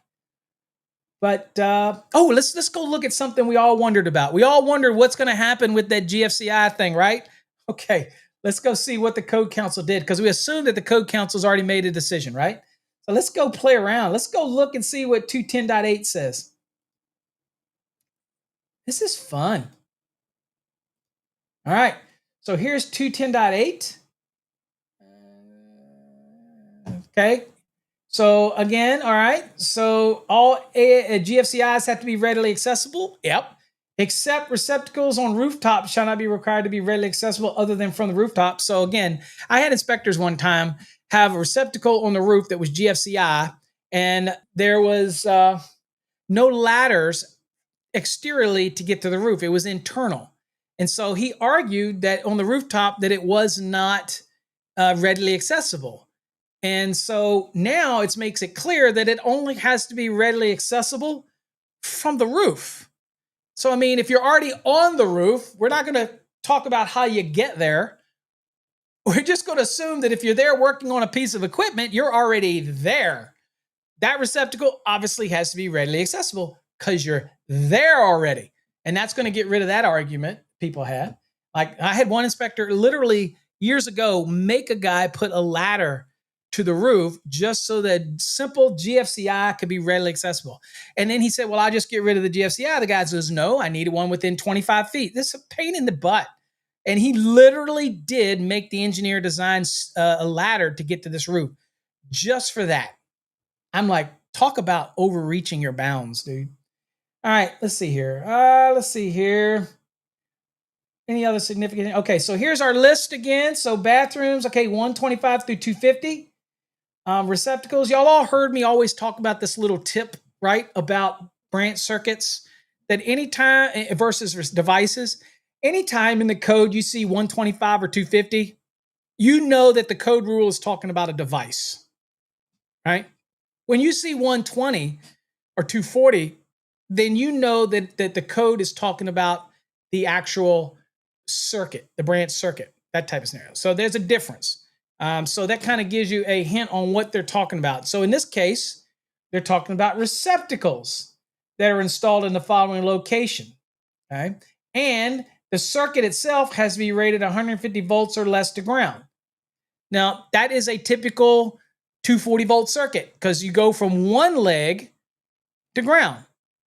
Remember, folks, in a 120 240, you're not going phase to phase because there's only one phase.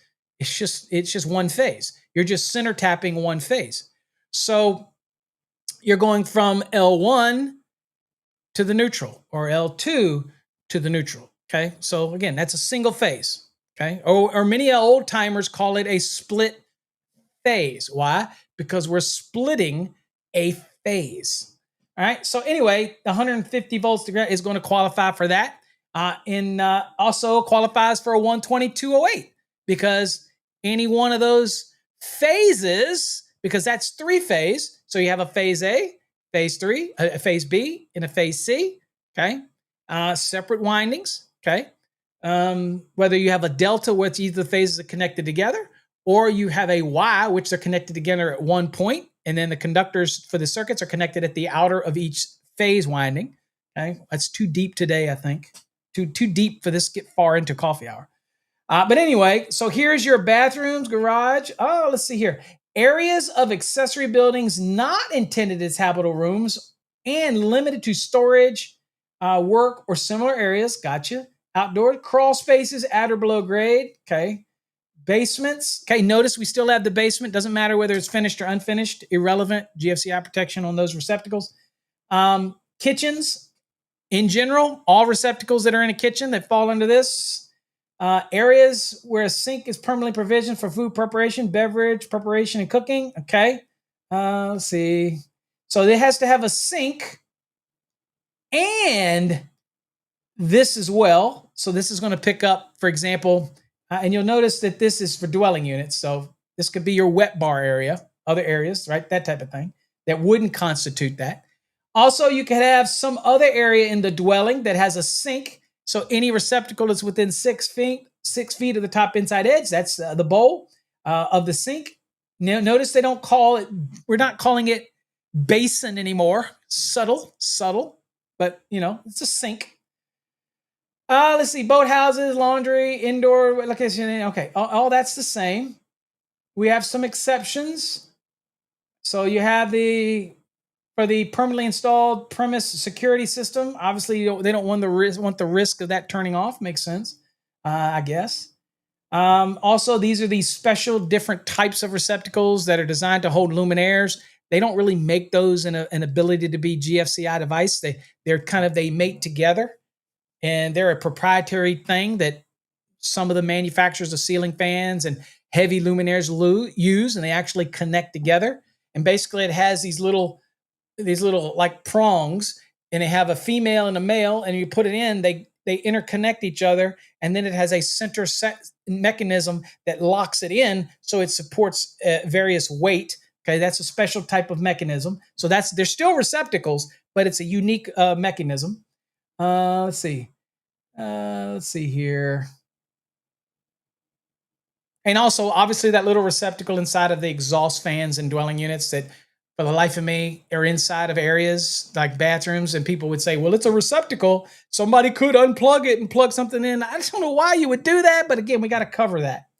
Now, other than dwellings, same thing. Okay, same concept. And I'm just looking for any subtle changes that might stick out to me. I do notice that it still is unfinished areas of basements in other than dwellings instead of finished areas in basements. It's still just unfinished areas of basements, that type of thing, and a laundry area. Okay, and let's see here. And you have some others. You have some other exceptions there. We won't go into them. Okay, specific appliances. Here's where we're at. So it looks like they won the day. Okay, so let's see what it is here. So this is the big one. Okay, all these things are still here. Wall-mounted ovens, counter-mounted cooking unit, clothes dryer, and microwave. So all this is still here. Okay, did not remove, that type of thing. So now what we want to look at is go to 422.5. And here you see that it says appliances identified in 422.5A through A, 15, blah, blah, blah, blah, blah. Okay. It says, now notice it says multiple Class A protected devices shall be permitted, but shall not be required. Means that you can have them daisy chained if you want. It's just not required. So one will cover the whole circuit. So, but it does allow for it. So in this case, I could have one in the panel and one at the piece of equipment. It may mess with the function of the one versus the other, which one resets, but it doesn't mean they're not going to work. So it's just reminding you that. Now, this list, it says that, okay, drinking cooler and fill station, cord plug, okay, tire inflation, vending machines, sump pumps, and dishwashers. Okay, so that list is going back to the way it was before. Okay, so a lot of these things, so sump pumps, for example, that is not specifically to dwelling unit. And the reason it's here is that now we're saying that it's broad. It's everywhere, right? That type of thing. So it's broad. So does it, same thing in 210.8D, that type of thing. So there's some people that are going to argue that this is just a add-on to what it was in 210. But to be honest with you, I think this is more about specific appliances that require the protection and that type of thing. And the other one is more about the circuits that are supplying these appliances or possibly these appliances. Because let's just use example of sump pump, right? And let's go back to 210.8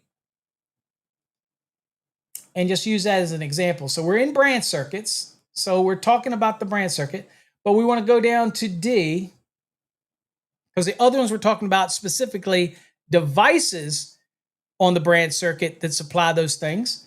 So now we're looking at D and just look at it subtly. Okay, now it says GFCI protection shall be provided for the branch circuit or outlet supplying the following. Okay. So this tells me that the branch circuit shall be provided for the branch circuit or for the outlet that's supplying it, right? So again, in this scenario, we have sump pump is still here. So it is redundancy here. The argument is still going to go on who has purview over it. But here's the long and short. It's not going to matter at this point because all of these are redundant, right?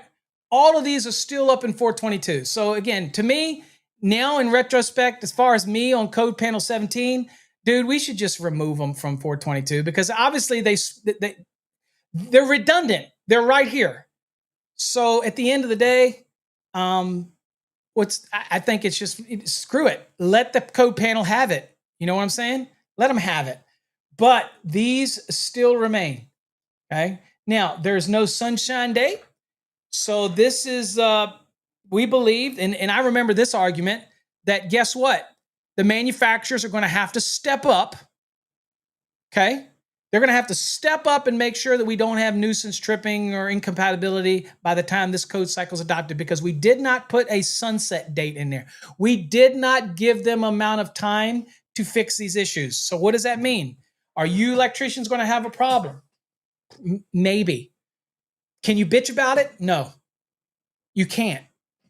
So what do you tell your customer when something doesn't work? Sorry. You're going to have to work with the AHJ, and the AHJ is going to have to witness it and realize that it won't hold. And it's just going to have to be is what it is. That type of thing. The sad part about this is that the first thing that some electricians are going to do is the moment that it doesn't work, let's say on an oven, and it should work on an oven, but there's some compatibility issues. The first thing that they're going to say is take it off the GFCI, just put it on a regular breaker. And hey, I'm not here to bitch. I'm not. You do you. I mean, you got to get it done. But that's probably what's going to happen if you do have those issues. But it's going to be incumbent on the manufacturer. Now, if you start having a lot of those issues, start documenting it. Pull out your camera, show in a video that the range turns on and the GFCI trips. It's not that hard. And if you have this video documentation, send it to me. And then I'll go to the battle. I'll go to battle with these manufacturers. I know a lot of the people that play key roles in these companies. I'll give them so much grief that you know what? Because I don't have a problem. I believe in GFCIs. I do.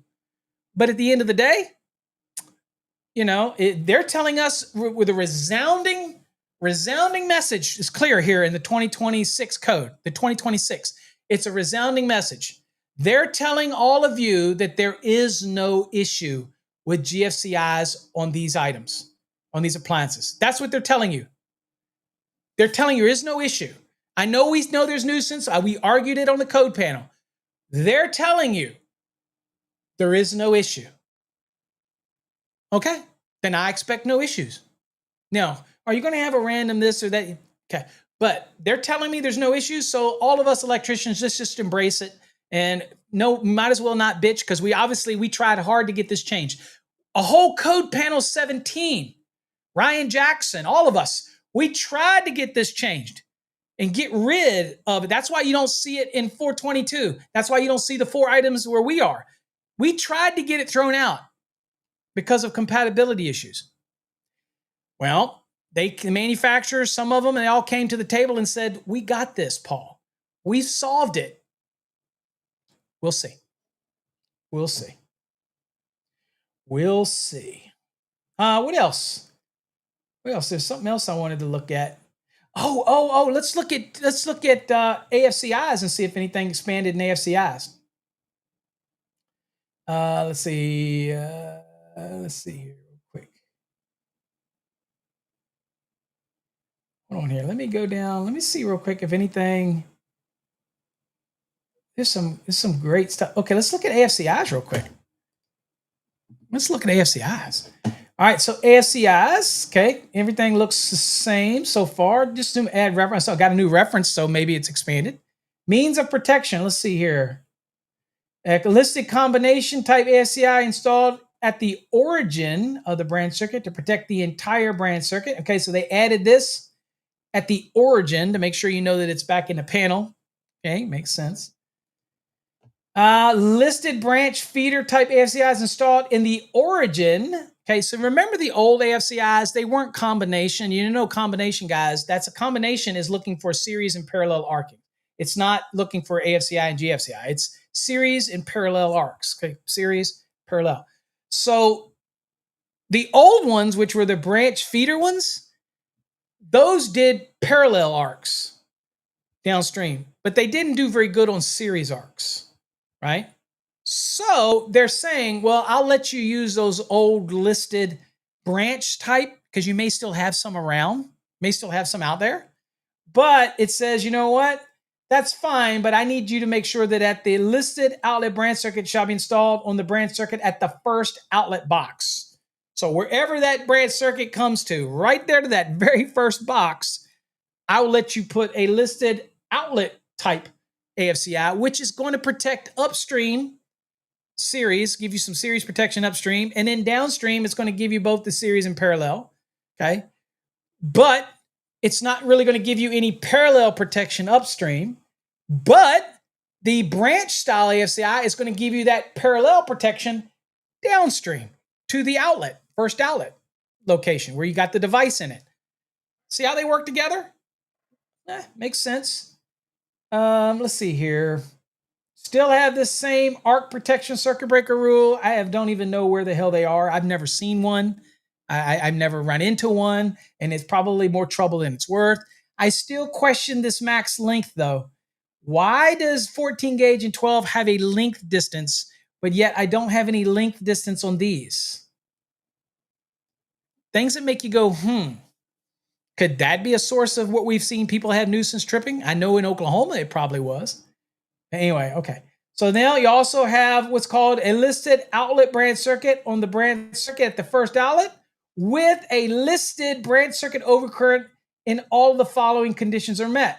Well, they didn't change this last one right here. And that means that the branch circuit overcurrent device and the outlet type AFCI shall be identified, means that they have to be identified. So if you have the outlet style, it's got to identify what type of overcurrent devices can go with it, or vice versa, to use them together like this, okay? And they have to be as what's called a system combination, okay? Enlisted as such. That didn't change. Nothing changed there, okay? So there you go.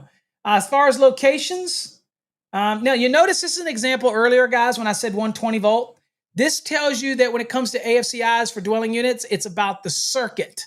It's not about the devices. It's the circuit, okay? So 10, 15, and 20 branch circuit supplying outlets. Okay, so that means even if it's hardwired from the circuit, it's going to apply. Or devices, so even if it's a receptacle or switch in an outlet box, this is still going to apply to the whole circuit, installed in the following locations. Everything looks the same. So I don't see anything new that was added here. Okay.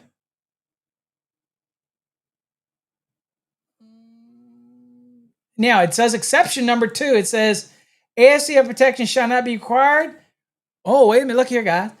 AFCI protection should not be required for the individual branch circuit supplying the outlet for arc welding equipment in the dwelling unit garages. So again, still have the provision for arc welding equipment, right? And there is no sunset date on that. So it's effective immediately that you adopt the 2026. Used to be a sunset date on that prior. And I think the sunset date was actually January 1st, 2026. So again, all right, here's your modifications to an AFCI, so a branch circuit. If you're modifying it, means if you're extending it, changing it, doing anything to it. It says if the branch circuit wiring for any of the areas specified in 210.12b, C, or D is modified, replaced, or extended. So you modify it in some way, you extend it in some way, you replace any portion of it, and it says the branch circuit shall be protected by one of the followings. By any of the means in 210.12a. So you saw that list of 6 different options, right? Whenever you want, okay? Then next it says, other option is, it says by one of the followings.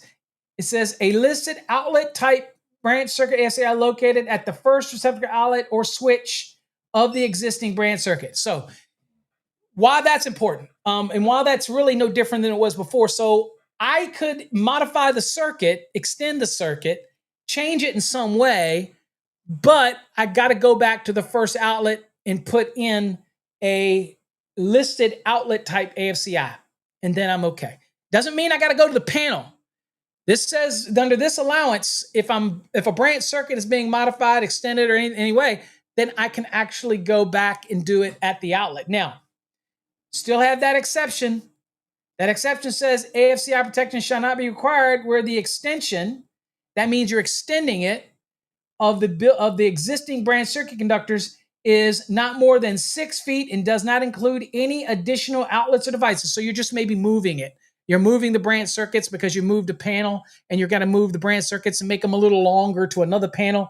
Then that doesn't constitute modifying, although you are. That doesn't kick you into the modifying the branch circuit rule, okay, where I have to put in these AFCIs. It says, look, if it's not more than 6 feet and you're not adding any new outlets, you're not adding any new devices, you're just moving a panel, let's say, or doing something like that, or maybe moving a receptacle because they're doing some remodeling and you need to move it, that type of thing. As long as you're not moving something more than 6 feet, then it says, okay, then it says the measurement shall not include conductors inside an enclosure, cabinet, or junction box. So if I'm taking a panel and I'm moving it 4 feet, yes, the conductors, all the branch circuits that are now being spliced and moved over to this new one, yes, the circuit conductors are over 6 feet. It's the distance between the enclosures is what you measure. So it's not the overall conductors that come through the raceway or whatever and then go down to the breakers, right? Or the splices.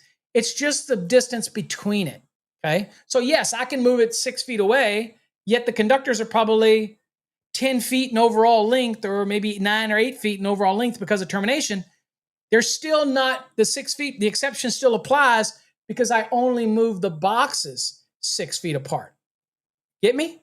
That's how that exception applies. But that also applies for remodeling where you guys might go out on a call, right? I've had this happen. You go out on a call, they need to move a receptacle. And when would that happen? So I had one guy call me. They were putting in a fixed book cabinet and they were going to put it in. They had a carpenter who was putting it in. It was considered fixed cabinet. It was in place. So now it breaks up the wall spacing. So there was a receptacle there. So they wanted to remove the receptacle because it would be hidden behind it. So the electrician came out and moved the receptacle, the box with the receptacle, moved it just to the end of the cabinet so that at one end he moved it out. So he still met the rules, spacing rules, right? But he just wanted to move it out from behind the cabinet, right? So it was actually in a den.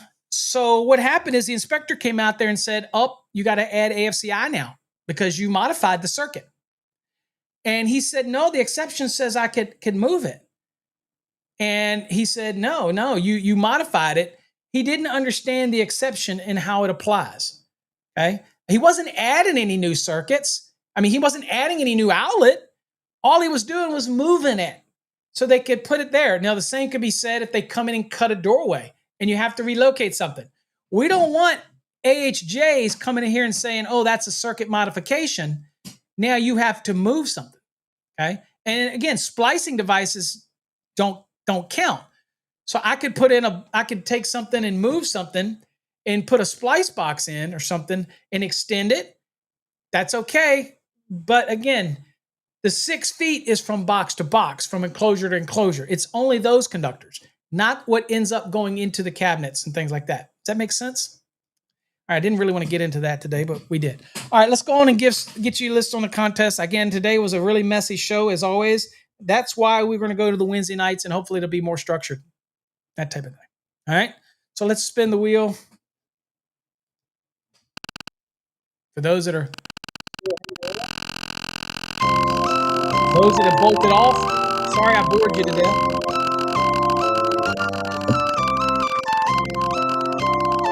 Also, my little hat tags are still available. Adam. All right, Adam, you're in the drawing. You're in the drawing for the minimalist wallet. I love mine. I don't go anywhere without my minimalist wallet. All right, let's do it again.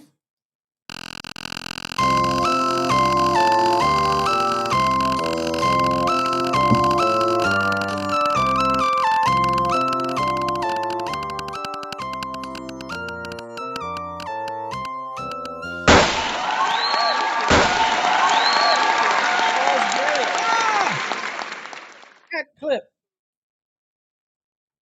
All right, Charles Bailey. You're in the drawing for a hat clip. And if you do win that, you send it to winners. When you do win it, just let us where you want your QR code to point to. Whatever you want it to point to, we will point it to it. Okay. Congratulations. I hope you win that. And you know what? We're going to give away a couple of those. So again, if there's only a couple weeks left to the 30th, so there's a high probability that you will get one, Charlie.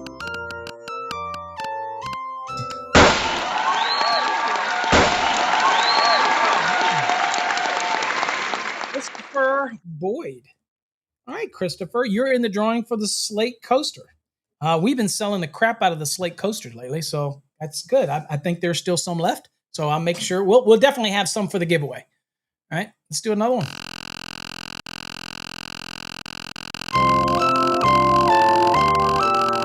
I am over today, and I wouldn't even plan on it. That's how quickly time freaking flies, dude.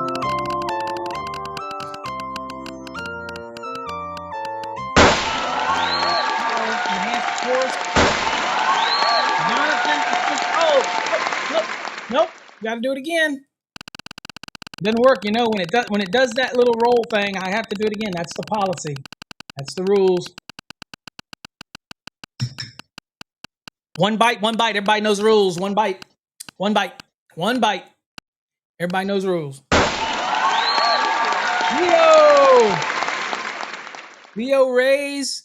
So you're in the drawing for the 2023 Enhanced, which is our course.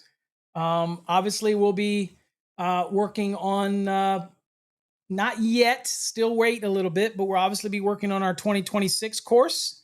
But that'll be a while. So I don't be sending me emails saying, when is y'all's 2026 coming out? Because that ain't gonna come out until probably March or April of next year. Because it's a lot of work goes into those courses. So bear with me.